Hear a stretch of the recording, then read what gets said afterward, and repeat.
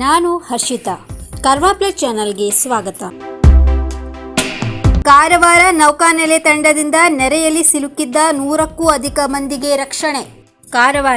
ಕಾರವಾರ ನೌಕಾನೆಲೆ ತಂಡದಿಂದ ನೆರೆಯಲ್ಲಿ ಸಿಲುಕಿದ್ದ 100ಕ್ಕೂ ಅಧಿಕ ಮಂದಿಗೆ ರಕ್ಷಣೆ ನೀಡಲಾಯಿತು.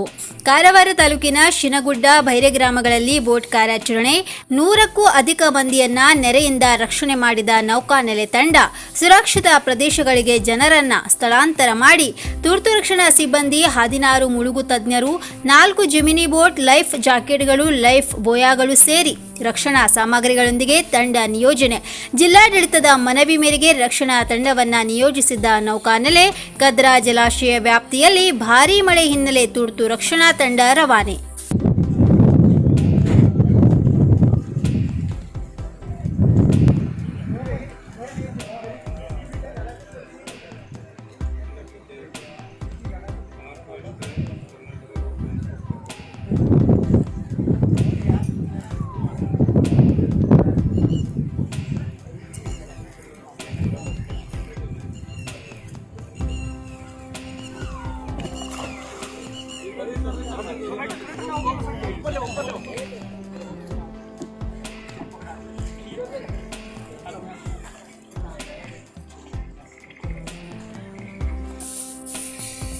ಇನ್ನು ಮತ್ತಷ್ಟು ಸುದ್ದಿಗಾಗಿ ಕಾರ್ವಾ ಪ್ಲಸ್ ವೀಕ್ಷಿಸಿ.